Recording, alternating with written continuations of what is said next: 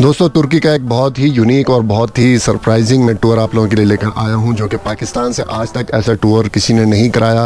Future का तो मैं नहीं बता सकता, लेकिन आज तक मुझे कंफर्म है कि ऐसा टूर पाकिस्तान से तुर्की का आज तक किसी ने नहीं कराया। पाकिस्तान से जो मोस्टली टूर जाते हैं तुर्की के, वो 3-4 या मैक्सिमम जो होता है ना वो 5 सिटीज़ का टूर होता है। तो जो 5 सिटीज़ वाला भी होता है वो 5.5-6 लाख तक जाकर वो टूर बनता है। तो हमारा ये जो टूर है, एक तो ये 10+ सिटीज़ का टूर है, यानी जो तुर्की के 10 बड़े शहर हैं तो वो हम इसके अंदर एक्सप्लोर करेंगे।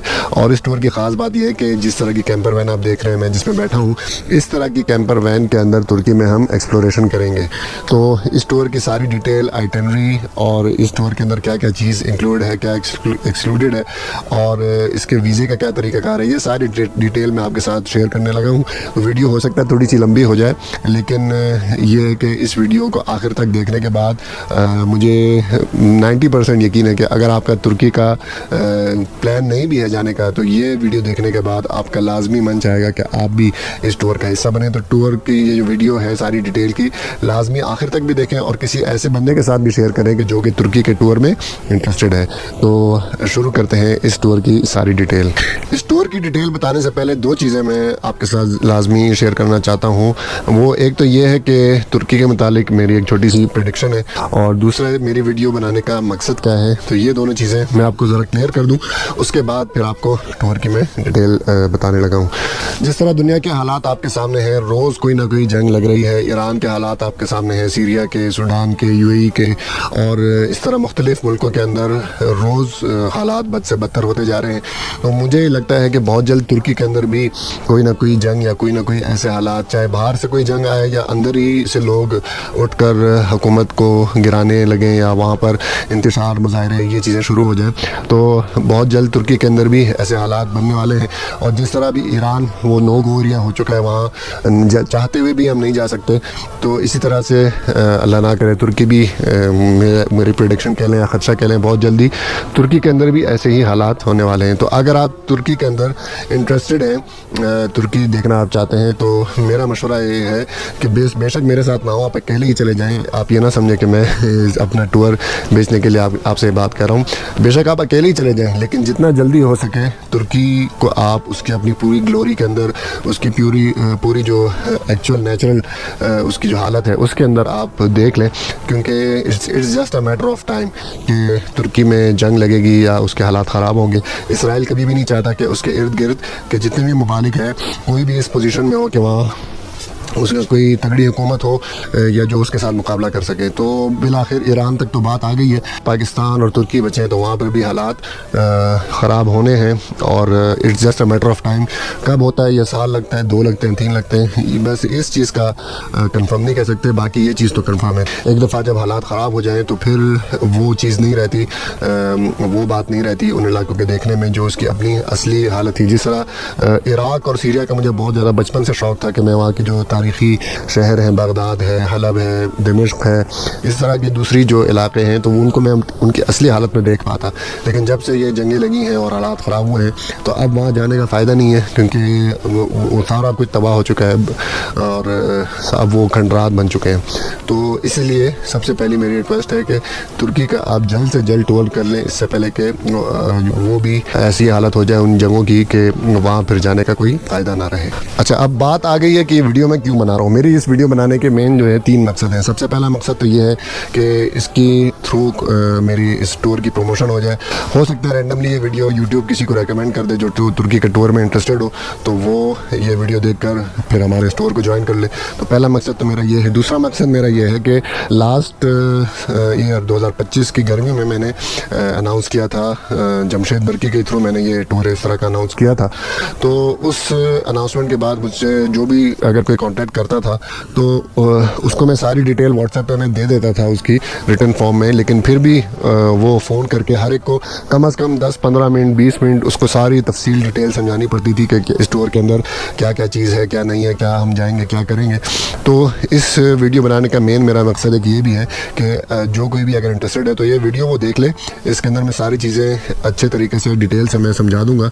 तो फिर अगर कोई चीज़ उसके अगर जहन में है, कोई सवाल है, तो वो मुझसे पूछ ले, ताकि मेरा भी टाइम बचे, उसका भी टाइम बचे, हर एक को मुझे डिटेल से समझानी ना पड़े। तो दूसरा मेरा मकसद ये है कि जो बातें मैं फ़ोन पर हर एक को तफसील से मुझे समझानी पड़ी हैं अब तक, तो वो मैं वीडियो में रिकॉर्ड करके हर एक बंदा देख ले, तो फिर आगे वो खुद डिसाइड कर सकता है कि ये टूर में उसको जाना चाहिए या नहीं जाना चाहिए। तो ये मेरा दूसरा मकसद है। तीसरा मेरा जो मकसद वो ये है कि इस वीडियो के अंदर आप समझ लें कि एक तरह से मैं अपने ऊपर ही ज़िम्मेदारी ले रहा हूँ कि इस वीडियो के अंदर जो चीज़ भी मैं मेंशन करूँगा, तो कल को खुदा न खास्ता अगर टूर के अंदर कोई ऊंच नीच हो जाती है, कोई चीज़ मैं ऐसी जहाँ पर मेंशन कर दूँ और टूर के अंदर एक्चुअली ना हो, तो आपके पास जो ट्रैवलर है जो इंटरेस्टेड है इस टूर के अंदर, तो उसके पास एक सबूत और एक एविडेंस रहे कि यार आपने वीडियो में ये चीज़ बताई थी और अब जो टूर है उसके अंदर ये चीज़ नहीं है। तो ये आप लोगों के लिए समझे कि मैं वीडियो बना रहा हूँ, मेरे तो अगेंस्ट जा रही है चीज़, लेकिन मैं चाहता हूँ कि जो चीज़ मैं अनाउंस करूँ तो वो एक्चुअल में भी हो। अगरचे मेरे ऊपर इसकी वजह से प्रेशर आएगा, लेकिन एट द एंड मुझे ही इसका फ़ायदा होगा। अगर मैं जो चीज़ यहाँ पर बता रहा हूँ वो एक्चुअल टूर में भी हो, तो कल को उसका फ़ायदा मुझे भी होगा। तो ये मेरा तीसरा सबसे बड़ा मकसद है इसका कि वो सारी चीज़ें जो टूर के अंदर एक्चुअल होनी है तो वो मैं अभी से मेंशन कर दूं। बहुत सारे हम देखते हैं टूर, चाहे इंटरनेशनल या डोमेस्टिक, वो बताते कुछ हैं और फिर वहाँ पर जो एक्चुअल टूर होता है उसके अंदर वो चीज़ नहीं होती, तो फिर झगड़ा भी इस बात पर होता है। तो वो कहते हैं यार हमने तो ये चीज़ नहीं बताई थी। तो वो चूँकि कोई वीडियो एविडेंस नहीं होता, सारी या तो कोई पिक्चर होती है या कोई PDF फाइल होती है, तो उसको उससे आदमी ईज़िली इनकार कर सकता है। तो ये वीडियो बनाने का मकसद ये है कि टूर जो चीज़ मैं अनाउंस करूं तो वो आपको एक्चुअली मिले भी, और मेरे लिए भी स्टैंडर्ड एक बार वो हाई सेट हो जाए कि यार ये चीज़ मैंने अनाउंस की है तो अब मुझे ये देनी ही देनी है। तो तीसरा मेरा बड़ा मकसद इसका ये है। अब आते हैं टूर की डिटेल्स की तरफ। तो इस टूर की जो ड्यूरेशन है वो है तकरीबन 15 से 16 दिन, और ये बाय एयर हम जाएंगे तुर्की। इससे पहले जो मेरे टूर थे वो इंटरनेशनल ओवरलैंडिंग के टूर थे, वाया ईरान हम तुर्की जाते थे, लेकिन अब चूँकि ईरान के और बलूचिस्तान के हालात वो आपके सामने हैं, तो बाय रोड हम चाहते हुए भी नहीं जा सकते, तो इसलिए हम जाएंगे इंशाल्लाह बाय एयर। और अगर आपने शॉर्ट देखी हो, मेरे जो ऐड मैंने बनाया था इस टूर की, उसके अंदर मैंने आपको एक सरप्राइज़ कहा था कि इस टूर के अंदर एक सरप्राइज़ भी है, तो वो ये है कि हम जाएंगे वाया बाकू।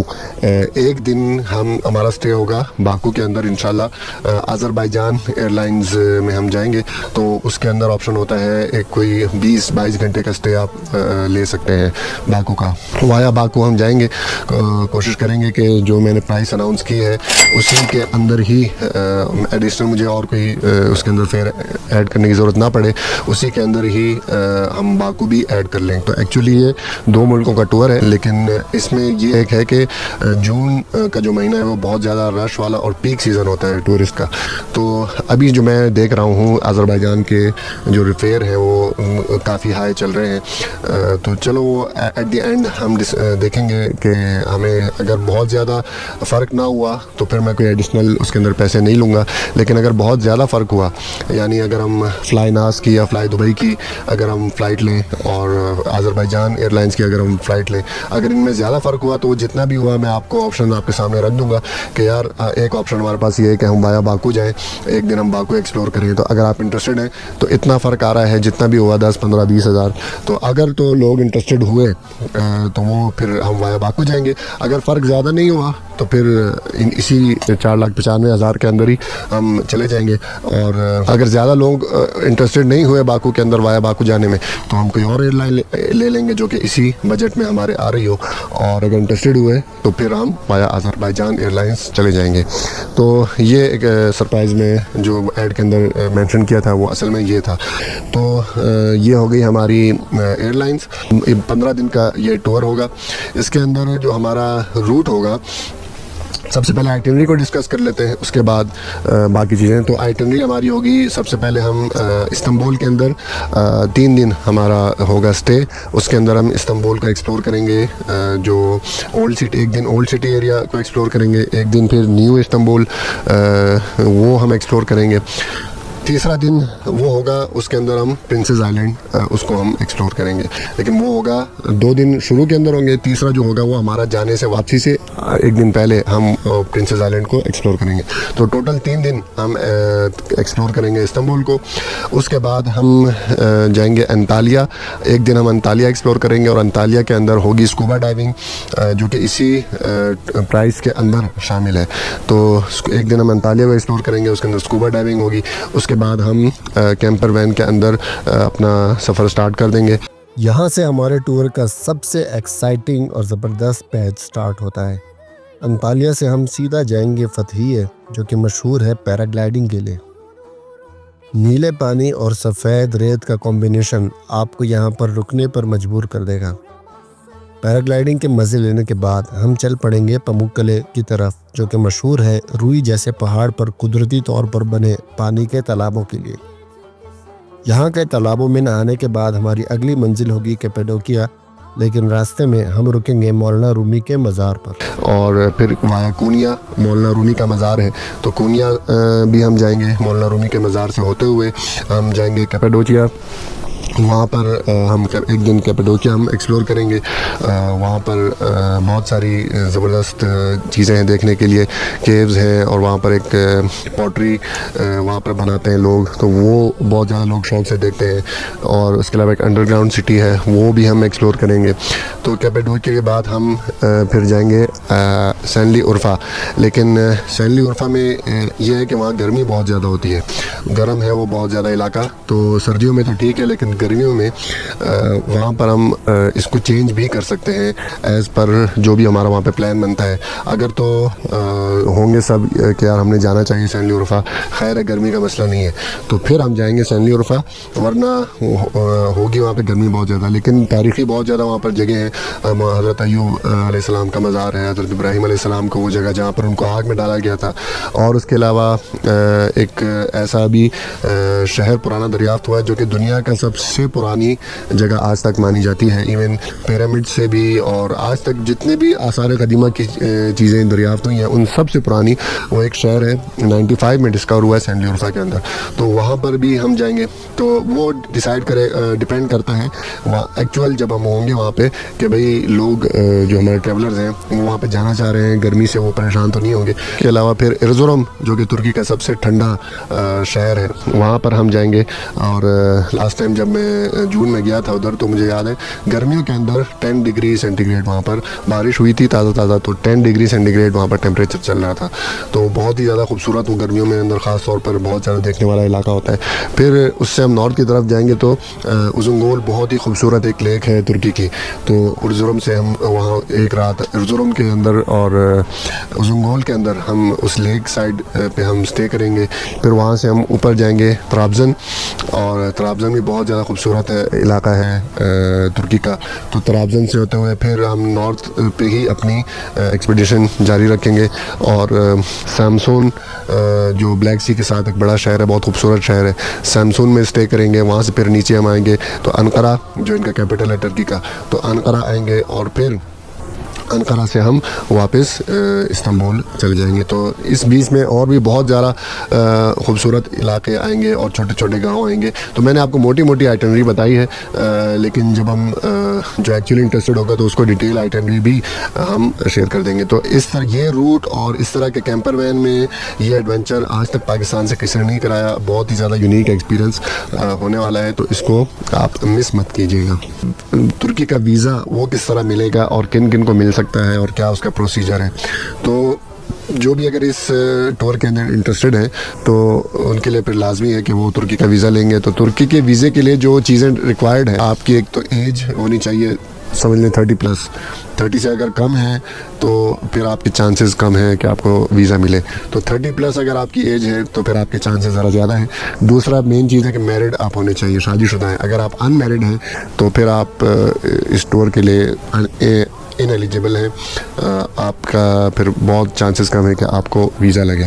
तीसरा ये है कि आपका बिज़नेस या एम्प्लॉयमेंट आपकी होनी चाहिए, सोर्स ऑफ इनकम आपकी स्ट्रॉन्ग होनी चाहिए। अगर बिज़नेस है तो आपका ठीक ठाक उसके अंदर होनी चाहिए रेवेन्यू, उसका प्रॉफिट, और आपका FBR में आपने वो डिक्लेयर किया हुआ हो।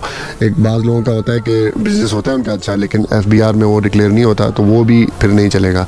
तो आपका बिज़नेस हो अच्छा, उसका रेवेन्यू हो, और आपने FBR में उसको डिक्लेयर किया हुआ हो और उसका आपने टैक्स भी दिया हुआ हो।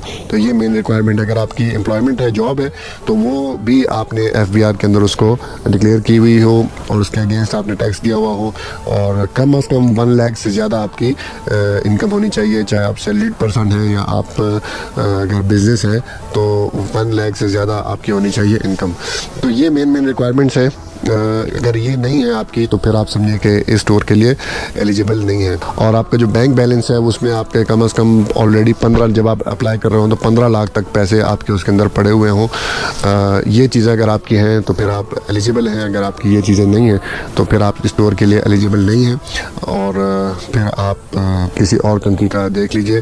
तुर्की आपको वीज़ा नहीं देगा। तुर्की के वीज़े में अब बहुत ज़्यादा टाइम लगना शुरू हो गया है। पहले 10 दिन के अंदर, हफ्ते के अंदर वीज़ा आ जाता था। अब 1 महीने से लेकर 2 महीने तक भी टाइम लग रहा है तुर्की के वीज़े का।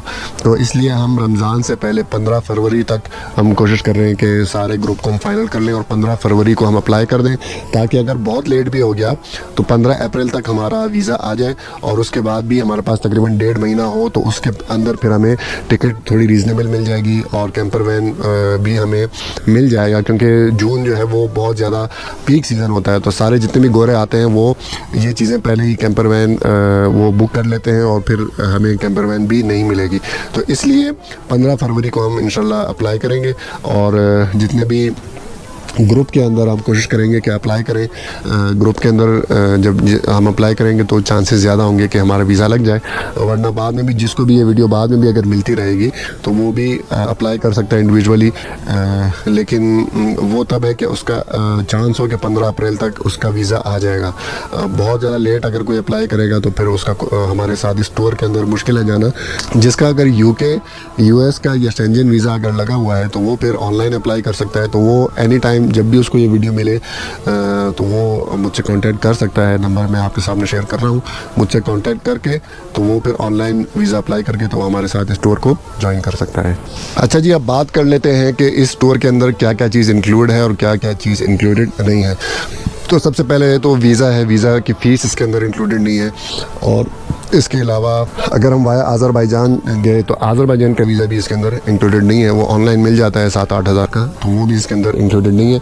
प्लस तुर्की के अंदर जितना भी हम घूमेंगे तो वहाँ जो म्यूज़ियम वगैरह के जो टिकट्स होते हैं, एंट्री टिकट्स साइट सीइंग के, वो भी इसके अंदर इंक्लूडेड नहीं है। तो ये मेन जो बड़े ख़र्चे हैं जो वहाँ पर आपके होने हैं, तो ये चीज़ इसके अंदर इंक्लूडेड नहीं है। बाकी जो तमाम चीज़ें हैं, एकोमोडेशन है वो इंक्लूडेड है, आपका फ़्लाइट इंक्लूडेड है, आपका जो हम कैंपर वैन में जब जाएंगे तो कैंपर वैन का फ्यूल और उसका जो भी कोई ख़र्चा होता है वो इसके अंदर इंक्लूडेड है।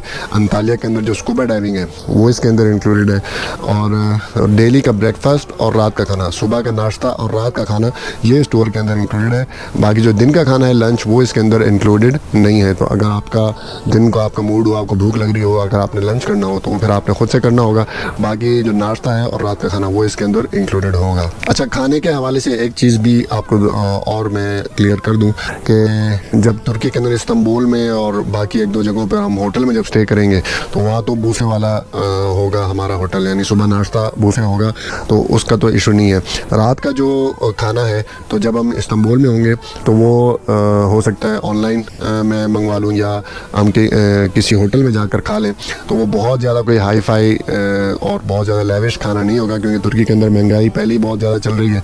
और ये जो हमारा टूर है ऑलरेडी हम समझ लें कि ब्रेक इवन पे ही जा रहे हैं, कोई बहुत ज़्यादा मार्जिन मैंने नहीं रखा हुआ, क्योंकि समझ लें कि मेरा प्रोमोशनल एक ये वो है टूर है, तो इसमें मेरा फोकस क्वालिटी के ऊपर है और ये है कि लोगों को अवेयरनेस ज़रा आ जाए कि किस तरह का टूर है। तो जब ये टूर एक दफ़ा हो जाएगा तो लोगों को पता लगेगा कि यार इस टूर के अंदर क्या क्या है और क्या इसके अंदर मज़ा है, क्या थ्रिल है। तो फिर नेक्स्ट टूर के अंदर मैं ज़रा मार्जिन भी रख लूँगा और प्राइस ये नहीं होगी जो अभी चल रही है। तो अभी फ़िलहाल क्योंकि हम ब्रेक इवन पे ऑलमोस्ट चल रहे हैं, तो वही चीज़ मैं आपके साथ कमिट करूँगा कि जो एक्चुअल में वहाँ पर होगी। तो बहुत ज़्यादा कोई 5 स्टार और हाई फाई आप खाने का एक्सपेक्ट मत कीजिएगा। नॉर्मल जो खाना होता है वही कोई मतलब इकॉनमी और जो नॉर्मल लेकिन स्टैंडर्ड के होटल होंगे तो इस्तांबुल में जब होंगे तो उसके अंदर हम खाना खाएंगे, या हो सकता है मैं ऑनलाइन मंगवा लूँ।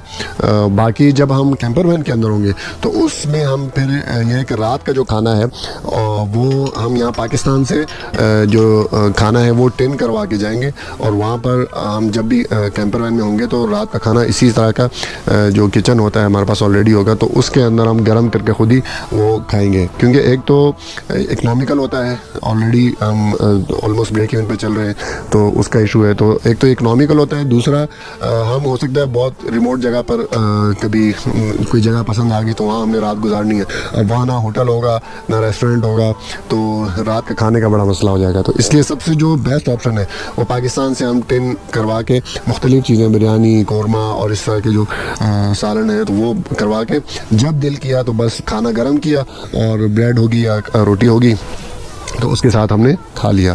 तो खाने के हवाले से ये चीज़ मैंने कहा सबसे पहले क्लियर कर दूं ताकि वहाँ पर फिर बाद में झगड़ा और वो ना हो कि यार आपने कमिटमेंट कुछ और की थी और अभी आप हमें ये दे रहे हैं। तो ये सबसे पहले चीज़ ये मैं आपके साथ क्लियर कर दूं। तो बाकी जब लास्ट टाइम मैंने टूर अनाउंस किया था तो बहुत सारे कपल भी इसके अंदर इंटरेस्टेड थे और सोलो फीमेल्स भी थी, वो इंटरेस्टेड थी। तो लास्ट टाइम तो हमारा प्रोग्राम नहीं था कि फ़ीमेल या हम फैमिली को साथ लेकर जाएँ, लेकिन जिनके रिक्वेस्ट बहुत ज़्यादा आ रही थी तो इस दफ़ा हमने इनको भी इंक्लूड कर लिया है। तो अगर कोई कपल है या इवन सोलो फीमेल है तो वो भी हमें इस टूर के अंदर ज्वाइन कर सकती हैं। तो फिर उसका हम ये करेंगे कि जितनी भी फ़ीमेल होंगी उनको हम अलग से कैंपर में उनको हम एडजस्ट करेंगे। सारी फ़ीमेल एक कैंपर में होंगी, मेल अलग कैंपर में होंगे। तो इवन अगर कपल भी हों तो वो जब होटल में हम रहेंगे तब तो उनके लिए कमरा एक होगा, लेकिन जब हम कैंपर में होंगे तो फिर वो जो कपल है वो भी स्प्लिट हो जाएगा। तो जो फीमेल है वो सारी एक कैंपर में होंगी और जो मेल हैं वो अलग कैंपर में होंगे। और जो तुर्की के अंदर कैंपर हैं वो मुख्तलिफ मिलते हैं, 4 पर्सन जो मेनली जो मिलते हैं 4 पर्सन या 6 पर्सन के मिलते हैं। तो वो हम अकॉर्डिंगली जो भी हमारे पास फाइनल जो आते हैं जो पार्टिसिपेंट्स तो उसके अकॉर्डिंगली हम कैंपर ले लेंगे। अगर हमें 4 वाला लगा तो मतलब औरतें अगर 4 हुई या तो हम 4 वाला ले लेंगे, और अगर ज़्यादा हुई तो फिर हम 6 वाला ले लेंगे। तो बाकी ये है कि तुर्की के अंदर अक्सर शहरों के अंदर आरवी की जो इस तरह के कैंपर वैन उनकी अलग पार्किंग होती है, तो वहाँ पर हम कोशिश करेंगे कि रात को वहाँ पर हम अपना कैंपर पार्क करें। तो उसके अंदर ये होता है कि सारी फैसिलिटीज़ वहाँ पर अवेलेबल होती है। इवन के जो इलेक्ट्रिसिटी होती है उसका अलग से कनेक्शन होता है, तो वो हम जब कैंपर में देंगे तो जो चूँकि रात को गर्मी होगी तो स्प्लिट AC लगा होता है कैंपर के अंदर, तो वो सारी रात आपका चलता रहता है और आपको गर्मी महसूस नहीं होती। तो रात को अक्सर हम कोशिश करेंगे कि किसी आरवी कैंपिंग के अंदर जो कैंप साइट होती है, पार्किंग होती है, वहाँ पर हम उसको पार्क करें ताकि हमें एक तो महफूज भी होता है, दूसरा AC सारी रात चलाने का फिर हमें मसला नहीं होता, गाड़ी उसके लिए फिर स्टार्ट नहीं करनी पड़ती, और जो बाहर से ही हम इलेक्ट्रिसिटी लेके और सारी रात हम उसको AC को चला सकते हैं। तुर्की के अंदर मैंने इस्तांबुल के ख़ास तौर पर बहुत ज़्यादा डिटेल से मैंने इस्तांबुल का एक्सप्लोर किया हुआ है। मैं जब वहाँ पर था तो मेरा एक दोस्त बन गया था बाद में, सुलेमान, वो वहाँ का लोकल गाइड था, तो उसके पास मैं 2 दिन रहा और उससे मैंने तुर्की के इस्तांबुल के जितने भी ऐसे इलाके कि जो आम तौर पर टूरिस्ट वहाँ नहीं जाते तो वो सारे मैंने उसके साथ मिलकर घूमे और वहाँ पर देखे मैंने। तो इस्तांबुल का एक तो इस्तांबुल की टूर में भी आपको बहुत ज़्यादा डिटेल देखने को मिलेगी। मेरे साथ जब आप इंशाल्लाह जाएंगे तो आपको इस्तांबुल की वो इलाके देखने को मिलेंगे जो आम तौर पर टूर जो पाकिस्तान से जाते हैं वो उन इलाकों की सैर नहीं कराते। तो इसकी मैं एग्जांपल आपको देता हूँ। एक बंदा मेरे पास आया था हैदराबाद में रहने के लिए, मेरे पास ब्राज़ील से आया था, वो पूरी दुनिया का टूर कर रहा था, वो दुनिया के हर मुल्क का। तो उसका विक्टर नाम था उसका। तो उसने तकरीबन सारी दुनिया की वीडियोस उसने बनाई अपने जहाँ जिस शहर में भी वो जा रहा था। तो जब मेरे पास आया हैदराबाद में तो मैंने उसको कहा कि यार मैं तुम्हें एक टूर कराता हूँ और मुझे उम्मीद है कि ये तुम्हारी सारी वीडियोज़ के अंदर सबसे ज़्यादा वायरल जाएगी तुम्हारी ये वीडियो। तो उसने कहा ठीक है देख लेते हैं। तो फिर मैंने उसको हैदराबाद का टूर कराया और आप अभी भी जाके उसके YouTube चैनल पे आप चेक कर सकते हैं। सबसे जो वायरल वीडियो है उसका अभी 1 मिलियन चली गई है, उसको मैंने हैदराबाद का टूर कराया और उसके अंदर आप देख सकते हैं कि मैं किस तरह उसको टूर करा रहा था। एक एक चीज़ एक एक जगह उसको मैं लेकर गया। तो वो वीडियो उसकी 1 मिलियन पे चली गई। तो मेरे जो लास्ट टूर थे वो चूँकि उसके अंदर मेरा व्लॉगिंग का और कंटेंट बनाने का मेरा इरादा ही नहीं था। मेरा मेन फोकस था यार कि मैं जो टूर लेके जा रहा हूँ 100 मुझे टेंशनें होती थी। जब भी कोई जिसने भी टूर करवाया हो, अगर कोई मैनेज किया हो तो उसको पता होगा कि टूर के साथ content banana it's almost impossible. आपको 10 तरह की जो है वो टेंशनें होती हैं। एक तो मैं गाड़ी भी चला रहा हूँ, फिर मुझे होटल वाले से मैं कॉन्स्टेंटली मैं रास्ते में हूँ कि यार कमरे ठीक हैं और ये सब ठीक है। फिर 10 तरह की टेंशनें होती हैं। खाने की टेंशन है, आप ड्राइविंग कर रहे हैं तो आपके बजट का आपको टेंशन होता है कि यार मेरा कितना खर्चा हो गया, कितना रह गया। तो इस सारी टेंशनों के अंदर कंटेंट सबसे लास्ट प्रायोरिटी होती है। तो मेरा जितने भी जो लास्ट टूर थे उसके अंदर जब ये सारी चीज़ें मैं कवर कर लेता था तो फिर मैं कैमरा उठाता था और फिर मैंने कोई अगर थोड़ी बहुत व्लॉगिंग करनी होती थी। तो इस वजह से जो मेरे लास्ट कंटेंट है वो एज अ व्लॉग उसको मैं नहीं देखता, बल्कि बस समझें कि एक एज एविडेंस मैंने वो फिल्म किए हैं, वो व्लॉग मैंने बनाए कि एज एविडेंस रहे कि यार हमने ये टूर किया हुआ है पहले। तो लेकिन जब मैं फ्री होता हूँ तो जिस तरह वो विक्टर वाल आया था मेरे पास, तो अब मेरी एबटाबाद में आया था तो मैं फ्री था, तो मुझे इस तरह की कोई टेंशन नहीं थी। तो उसको मैंने जब डिटेल टूर कराया, वो वीडियो उसने बनाई तो वो 1 मिलियन प्रमोट वीडियो गई है। आपको मैं लिंक भी दे दूंगा उस वीडियो का और आप खुद भी जाके चेक कर सकते हैं। हालांकि इससे बड़े बड़े शहरों में और यूनिक जगहों पर वो जा चुका था इससे पहले, अफ़गानिस्तान और पाकिस्तान के ही बहुत सारे शहरों में, लाहौर, इस्लामाबाद और कराची और पता नहीं कहाँ और पता नहीं, इससे मेरे तक आने से पहले वो 50 मुल्कों जा चुका था। लेकिन मैंने उसको एबटाबाद का टूर कराया तो वो उसकी वीडियो 1 मिलियन भी चली गई। तो सिर्फ आपको एक आइडिया देने के लिए कि इंशाल्लाह आप जब मेरे साथ होंगे इस्तांबुल का मैं आपको टूर कराऊंगा, तो जो पहले अगर कोई इस्तांबुल जा चुका है या तुर्की का टूर कर चुका है तो वो खुद बताएगा कि यार वाकई हमने इस्तांबुल हम पहले भी आए लेकिन ये इस तरह का डिटेल टूर और इस तरह की यूनिक जगह पे हम नहीं गए। तो वीडियो मैं यहीं पर बस इसको एंड करता हूँ। जितना भी मुझे डिटेल जो मेरे इस वक्त जहन में थी मैंने आपको बता दी। टूर की प्राइस है 4,95,000 पर पर्सन और ऑलमोस्ट आपको मैंने बता दिया कि ब्रेक इवन पर हम जा रहे हैं। बाकी फिर भी कोई डिटेल है तो वो जो भी अगर व्हाट्सएप करेगा तो उसको मैं अलग से भी दे दूँगा। तो इस वीडियो के अंदर मैंने वो तमाम बातें जो इस वक्त मेरे जहन में आ रही हैं और इस टूर के मुतालिक हैं मैंने आपको बता दी हैं। फिर भी अगर कोई भी चीज़ जो इस वीडियो के अंदर मैं नहीं बता सका आपके जहन में आ रही है तो आप मुझे इस नंबर के ऊपर एनी टाइम मुझसे कॉन्टैक्ट कर सकते हैं। मैं आपकी जितनी भी क्वेरीज़ होंगी जो इस वीडियो के अंदर मैंने शेयर नहीं की वो आपको मैं डिटेल से आपकी जितनी भी क्वेरीज़ होंगी उसका मैं आंसर भी करूँगा और आपको फैसिलिटेट करूँगा। तो इंशाल्लाह मिलते हैं आपसे इस टूर के ऊपर।